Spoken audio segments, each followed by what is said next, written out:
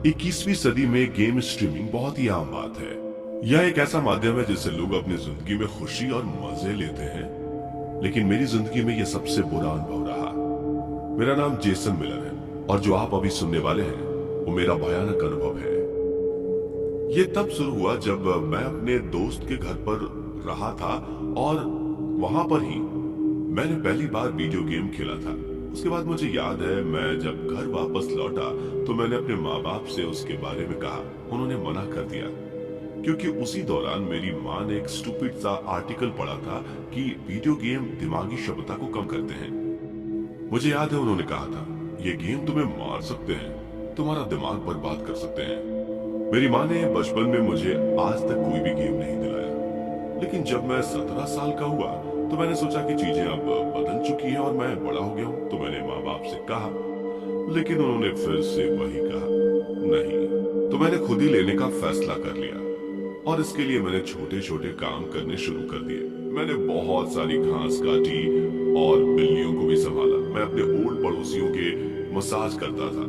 इसमें बहुत सारे काम बहुत ही थकाऊ होते थे, लेकिन ये बहुत ही अच्छे थे क्योंकि मैं इस फीलिंग को भूल नहीं सकता, क्योंकि मुझे पीसी मिलेगा और उसके लिए मैं कुछ भी कर सकता हूँ। गेमिंग पीसी खरीदना बहुत अच्छी बात थी, लेकिन उससे भी अच्छी बात थी ट्विच चैनल बनाना।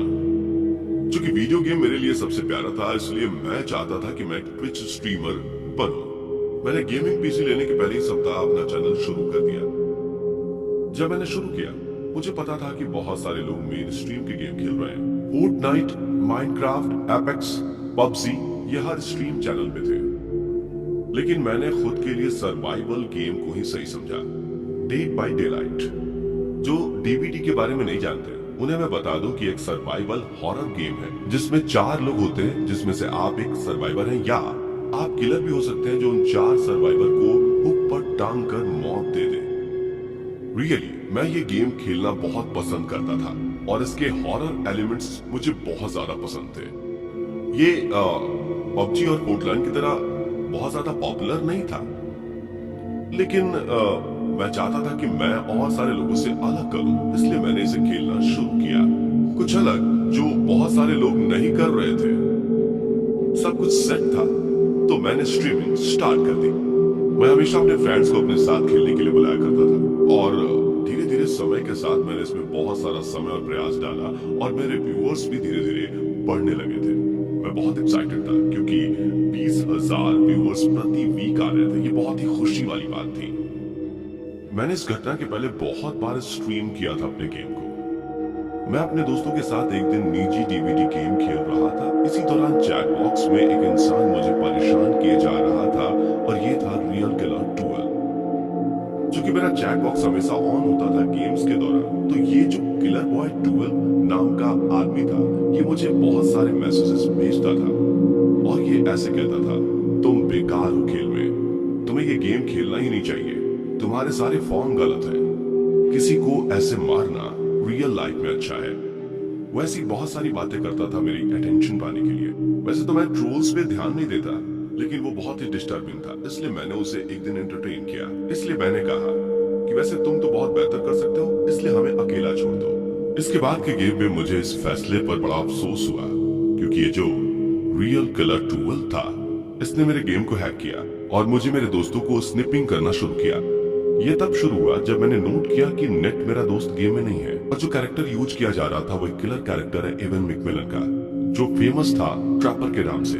और ये एक ऐसा कैरेक्टर था जो गेम नहीं खेलते। दरअसल ट्रैपर इस डीवीडी गेम का एक ओरिजिनल कैरेक्टर था। ये भालू के पंजों से विक्टिम को पकड़ता और बहुत ही खतरनाक मुखौटा पहनता। जब हमने देखा कि ये कैरेक्टर गेम में यूज हो रहा है, हमने सोचा कि कुछ तो गलत था, क्योंकि ये डीवीडी गेम का एक ओरिजिनल कैरेक्टर था। हमने हमेशा पॉपुलर कैरेक्टर्स यूज किया था, जैसे रेथ, हंट्रेस और डॉक्टर। इससे ये क्लियर था कि रियल किलर 12 ने हमें हैक किया था और हम ये बता सकते थे कि वो हमें स्निपिंग कर रहा था और वो जानता था कि हमारे कैरेक्टर्स कहाँ छुपे हुए हैं। वो लगातार स्पीड हैक्स का इस्तेमाल कर रहा था और बहुत तेजी से उसका कैरेक्टर आगे बढ़ रहा था, जो इस गेम में अनुमति नहीं थी। अब मुझे नहीं पता कि इसके पहले आपको स्पिन किया गया है कि नहीं, लेकिन इस सारे गेमिंग का मजा छीन लेता है। आपके साथी जल्दी मर जाते हैं और आपको बहुत ज्यादा गेमिंग भी नहीं मिलती। मैंने तुरंत इसको लेकर रिपोर्टिंग नहीं की क्योंकि मुझे लगा कि हो सकता है कि एक बार की बात होगी, लेकिन इस वीक लगातार वो मुझे हैक और स्निपिंग करता रहा था। सो मैंने वही किया जो एक ट्विच स्ट्रीमर करता।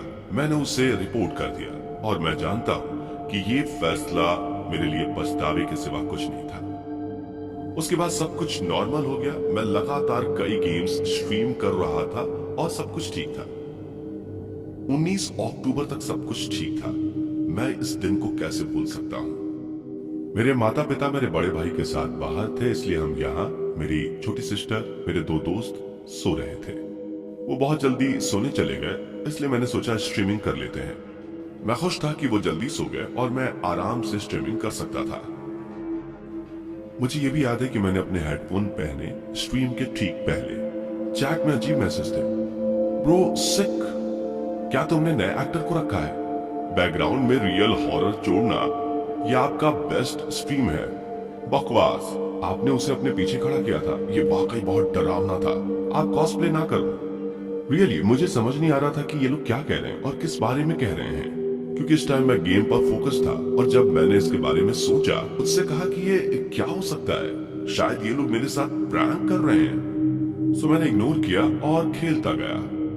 मैंने उस रात बहुत लंबे स्ट्रीम किए। ये खत्म करने के बाद मैं अपने व्यूअर से चैट कर रहा था। अब मैं गेम नहीं खेल रहा था, इसलिए मैं जानना चाहता था कि क्या चल रहा था और वो कमेंट्स आखिर किस बारे में थे। किसी ने मुझे बताया कि कोई ट्रैपर कॉस्ट्यूम में तुम्हारे ठीक पीछे खड़ा था। मुझे लगा कि वो मेरे साथ जोक कर रहे होंगे। Really funny. मैं इस घर में अभी अकेला जगा हुआ इंसान हूँ। मेरी छोटी सिस्टर और मेरे फ्रेंड्स सो रहे हैं, सो मुझे अब डराना बिल्कुल बंद करो। लेकिन मेरे व्यूअर्स लगातार मुझे ये बता रहे थे कि उन्होंने किसी को ट्रैपर की पोशाक में ठीक मेरे पीछे खड़े हुए देखा था। उन्होंने ये भी कहा कि उन्होंने बहुत सारी चीखें भी सुनी थी।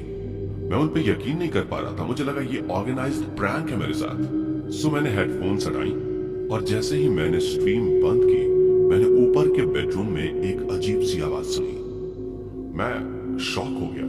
ये शोर मेरी छोटी बहन के कमरे से आ रहा था और मैंने रास्ते में हर तरफ वो लाल पदार्थ देखा जब मैं अपने सिस्टर के रूम में जा रहा था। डरावना था। मैं धीरे धीरे उसके रूम की तरफ बढ़ा और धीरे से दरवाजा खोला। जब उसके रूम में पहुंचा, वैसे ही मेरे पैर में कुछ चुभा और इससे मुझे बहुत दर्द हुआ। लगा कि मेरा पैर बिल्कुल कट गया हो। मैं चिल्लाया और वहीं गिर गया। ये पेन बहुत ज्यादा था। मैंने देखा मेरे पैर में बियर ट्रिप धंसा हुआ था। मैं अपने बहन और दोस्तों को चिल्लाने लगा, लेकिन कोई जवाब नहीं दे रहा था। फिर मैंने इस आश में अगल बगल देखा कि कुछ चीज मिल जाए जिससे मैं अपना पैर छुड़ा सकूं। लेकिन जो पहली चीज मैंने देखी, वो देखने के बाद मैं अपने पैर के दर्द को बिल्कुल भूल सा गया। मैंने देखा मेरी छोटी बहन स्टेफनी, मेरे दोस्त मैक्सवेल एंड जैक एक पुरानी अलमारी के हुक से लटक रहे थे जो उनकी छाती में धंसी थी। वो मर चुके थे क्योंकि वो हुक उनकी छाती के आर पार था। उस मैसिव पेन की वजह से और वहां बिखरे खून की वजह से मैंने चिल्लाना शुरू किया। मैं खुद से पूछ रहा था कि आखिर ऐसा क्यों हो रहा है? क्यों मेरी छोटी बहन और मेरे दो दोस्तों को ठीक उसी तरह मारा गया जैसे डीवीडी गेम में किसी को मारा जाता है? मैं सुन हो रहा था और मैं इसे और बर्दाश्त नहीं कर सकता था। मुझे ऐसा लग रहा था जैसे मेरा शरीर और दिमाग फट जाएगा और मैं अभी जल्दी मरने वाला हूँ। लेकिन कुछ शब्द जो मैंने सुने वो मुझे दोबारा होश में ले आए। मैंने तुमसे कहा था ये रियल लाइफ में बेटर दिखता है। मैं पीछे मुड़ा और मैंने देखा कि कोई मेरे ऊपर आ रहा है और वो आदमी ट्रैपर के कैरेक्टर में था जो डीवीडी गेम का था। मैं डर से सुन पड़ गया था, लेकिन मैंने वो चीख सुनी थी, कौन हो तुम? उसने मेरे सवाल को अनदेखा करते हुए कहा, तुमने मुझसे ये छीन लिया। मैंने अपने अंदर के सारे तनाव इसी से दूर किए थे। मैं अपने फॉलोअर्स को दिखा रहा था कि किलिंग का क्या रूल होता है, लेकिन तुमने मुझसे छीन लिया, मुझे बैन करके। तो मैंने फैसला किया कि क्यों ना इसका रियल वर्जन खेला जाए तुम्हारे फैमिली के साथ। मुझे याद है कि उसके बोलते वक्त मुझे चक्कर आ रहा था। इतना सारा खून निकल जाने की वजह से मैं जल्दी ही बेहोश होने वाला था। मुझे याद है कि मैं उसके घटिया एक्सेंट को भी नहीं पकड़ सकता था, लेकिन जब मैंने वो बैंड शब्द सुना, मुझे खौफनाक डर का रियलाइजेशन हुआ और मैंने धीरे से कहा, क्या तुम I am a real killer 12 हो? उसने मेरी बातों को इग्नोर किया और मेरा सर पकड़कर मुझे घसीटने लगा। ये दर्द बहुत ही ज्यादा था और वो बेयर क्लिप्स मेरे पैर में और धंस रही थी। मैं मदद के लिए चिल्लाया, लेकिन मैं जानता था कि जो लोग घर में थे वो ऑलरेडी मर चुके थे। उसने मुझे गैलरी के बीचों बीच छोड़ दिया था और वो नीचे किसी काम के लिए चला गया। मैं हिलने की कोशिश कर रहा था लेकिन नहीं कर पा रहा था। ज्यादा टाइम नहीं हुआ, वो वापस लौट आया। जब वो मेरे पास आया तो मैंने देखा उसके हाथ में खतरनाक खंजर था। फिर वो चिल्लाने लगा, मैंने तुमसे कहा था तुम एक बेकार गेमर हो। मैं जानता था कि तुम्हें किलिंग का फॉर्म नहीं पता, इसलिए मैंने हैक करके तुम्हें दिखाया कि किलिंग कैसे की जाती है। लेकिन तुमने इसे नहीं लिया और तुमने रिपोर्ट कर दिया।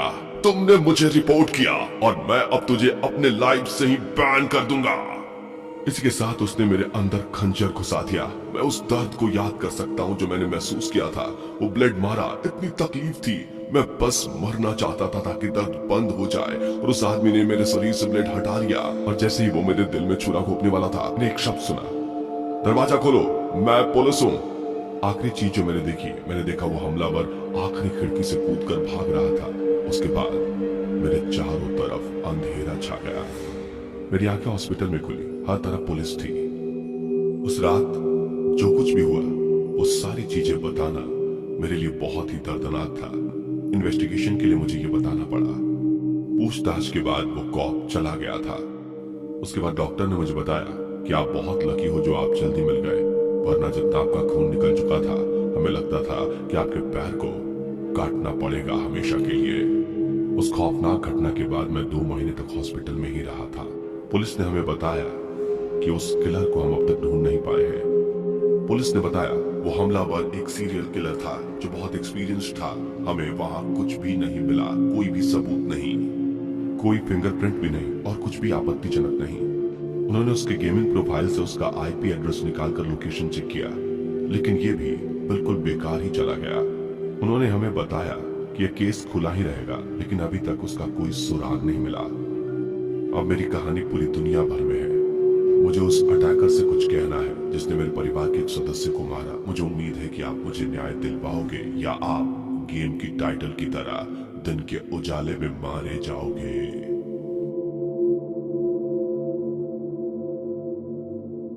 हेलो, मैं नेथन हूँ और एक टाइम पे मैं वीडियो गेम का आदी था। हर टीनेजर की तरह जब मेरे पास खाली वक्त होता मैं गेम खेलता। मैं 16 साल का था जब ये घटना मेरे साथ घटी। मैंने अपने दोस्तों के साथ कॉल ऑफ ड्यूटी खेलनी शुरू की थी। मैं सुपर एडिक्टेड था, लेकिन मैं अपनी बड़ाई नहीं करना चाहूंगा, मैं बहुत अच्छा खेलता था। मैं अपने उन दोस्तों से अच्छा खेलता था जिन्होंने मेरे से पहले शुरू किया था। मैं सिंगल मॉम के साथ रहता हूँ और हमारे पास बहुत कुछ नहीं है। मैं जानता हूँ मेरी माँ बहुत मेहनत करती है, इसलिए मैंने उनसे कुछ नहीं कहा। बड़ा होने के दौरान मैंने ज्यादातर गेम अपने दोस्तों के यहाँ ही खेला है। मेरे 12वें जन्मदिन पे मेरी मॉम ने मुझे PlayStation 2 का गिफ्ट किया। ये सस्ता था लेकिन मुझे अच्छा लगा था। तभी से मैंने वीडियो गेम खरीदने के लिए काफी पैसे बचाए। घटना वाले दिन मैंने अपने कुछ दोस्तों को अपने घर मस्ती करने के लिए बुलाया। खाना खाने के बाद हमने वीडियो गेम खेलने की सोची और हमेशा की तरह मैं ही गेम को लीड कर रहा था। मेरे दोस्त हमेशा मेरी तारीफ किया करते थे कि मैं कितना अच्छा वीडियो गेम खेलता हूँ और लोग मुझे चैलेंज भी करते थे और मैं जीत भी जाता था। कुछ वक्त के बाद मेरे सारे दोस्त अपने अपने घर चले गए। मैंने सोचा पहले मैं सफाई करूंगा और उसके बाद फिर गेम खेलूंगा।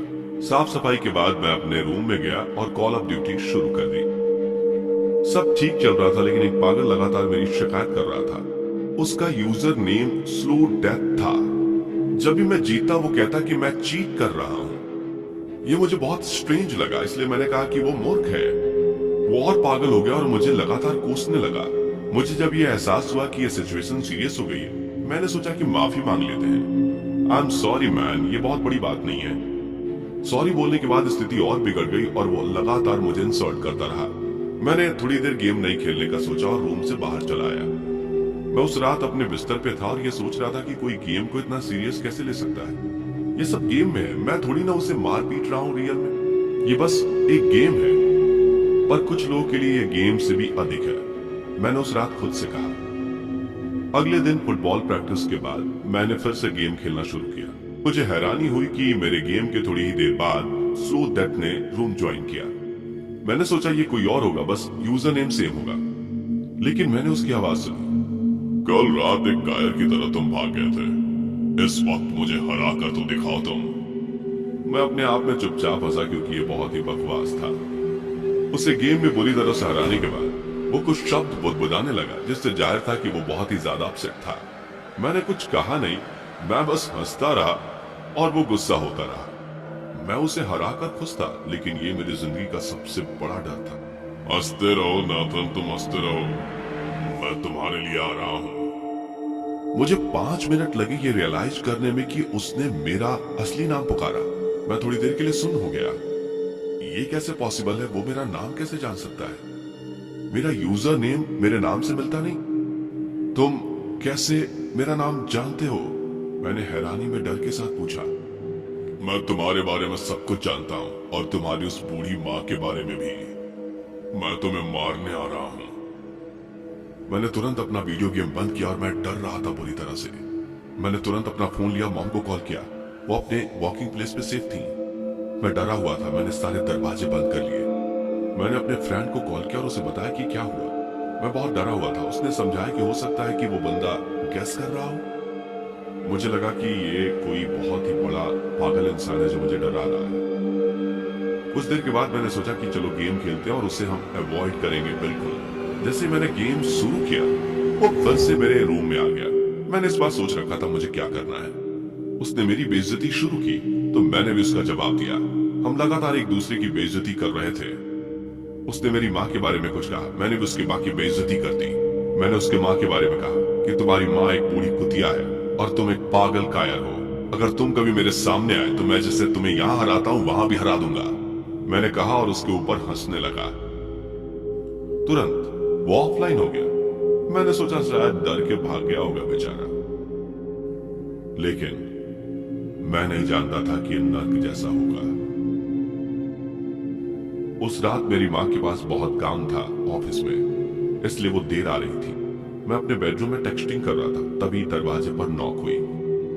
यह अजीब था क्योंकि बहुत देर हो चुकी थी। क्या माँ चाबियां भूल गई हैं फिर? मैं अपने रूम को छोड़ के उठता उसके पहले ही नॉकिंग बहुत तेज हो गई थी। दरवाजे के पास जाके मैं चिल्लाया, मॉम क्या ये तुम हो? बट कोई रिप्लाई नहीं था। मैं दरवाजा खोलने ही वाला था कि मैंने जानी पहचानी आवाज सुनी। मैं तुम्हारी माँ नहीं हूं बेवकूफ, खोलो ये दरवाजा और मुझे हराओ जिस तरह तुमने वादा किया। मैं अंदर से बाहर तक सिहर गया। मेरी आंखें फटी की फटी रह गई। मैं दरवाजे से हट गया। क्या ये वो है जिसके बारे में मैं सोच रहा हूं? मैंने अपने आप से कहा। स्लो डेथ, क्या ये तुम हो? मेरी आवाज कांप गई। मुझे लगा मैं भूखे शेर के सामने हूं। वह बुरी तरह से हंस रहा था। अच्छा लगा तुमने मेरी आवाज तो पहचानी। जल्दी से दरवाजा खोलो वरना मैं इसे तोड़ दूंगा, उसने कहा और जोर से दरवाजा पीटने लगा। मैं अपने रूम की तरफ भागा और फोन लेकर पुलिस को कॉल किया। पुलिस यहाँ किसी भी वक्त आती होगी, तुम यहाँ से चले जाओ, मैंने बहुत ही कॉन्फिडेंस के साथ कहा। बजाय इसके वो दरवाजा अपनी बॉडी से पीटने लगा, अंदर आने की कोशिश करने लगा। मैं जानता था कि वो दरवाजा जल्दी ही तोड़ देगा क्योंकि वो एक सस्ता दरवाजा था, इसलिए मैं अपनी रूम की तरफ भागा और दरवाजे खिड़की बंद कर दिया। उसने जल्दी ही दरवाजा तोड़ा। मैं उसकी आवाज सुन सकता था। वो मेरे घर में आ रहा था और वो जल्दी मेरे रूम में था। वो ये दरवाजा भी जल्दी ही तोड़ देगा, मैं उसके लिए तैयार था। मैं खुद भी बहुत एथलेटिक हूँ और मैंने अपने ड्रॉअर से एक बैट निकाल लिया। वो अंदर आया। मैं जानता था मैं मुश्किल में हूँ। ये कोई 6 फुट 4 इंच का था, एकदम रेसलर की तरह उसकी बॉडी थी और वो 30 साल का होगा। मैं वहीं सुन्न खड़ा हो गया। मैं अपने सामने देख रहा था एक राक्षस को जो मुझे कभी भी मार सकता था। मैं अपने इमोशंस को कंट्रोल करना चाहता था, लेकिन मैं कर नहीं पा रहा था। मैं रोने लगा। पुलिस यहाँ आ रही है, तुम यहाँ से चले जाओ, मैं कुछ भी नहीं करूंगा। अगर तुमने कुछ किया तो पुलिस तुम्हें पकड़ेगी, मैंने गिड़गिड़ाते हुए कहा। मैं जेल से नहीं डरता। वो मेरे पास आया और उसने एक मुक्का मेरे मुंह पे मारा। मैं नीचे गिर पड़ा। इससे पहले इतना दर्द मैंने कभी महसूस नहीं किया। मैं रो रहा था, मेरे चेहरे पे हर तरफ खून था। मैं उससे अपनी जिंदगी की भीख मांग रहा था। उसने मेरा कॉलर पकड़ा और मुझे उठा लिया जैसे मैं कुछ हुई नहीं। वो सांस जैसे फुफकारते हुए ले रहा था। उसने मुझे रूम में फेंक दिया। मुझे यकीन नहीं हो रहा था ये क्या हुआ। मैं कैसे भी घिसटते हुए अपने रूम से बाहर भागने की कोशिश कर रहा था। वो ठीक मेरे पीछे था और उसने मेरे पैरों पर अपने पैर जमा रखे थे। तुम्हें क्या लगता है तुम कहां जाओगे? उसने ये कहते हुए अपने पैर और गड़ा दिए। मैं चीखा, गिड़गिड़ाया अपनी जिंदगी के लिए। उसने मेरे पेट पे लात मारना शुरू की। मैं परेशान था। मैंने सोचा मैं मर जाऊंगा। मेरी माँ का क्या होगा? जब वो घर आएंगी तो देखेंगी कि उनका बेटा मरा पड़ा हुआ है। मेरे आंसू लगातार बहे जा रहे थे।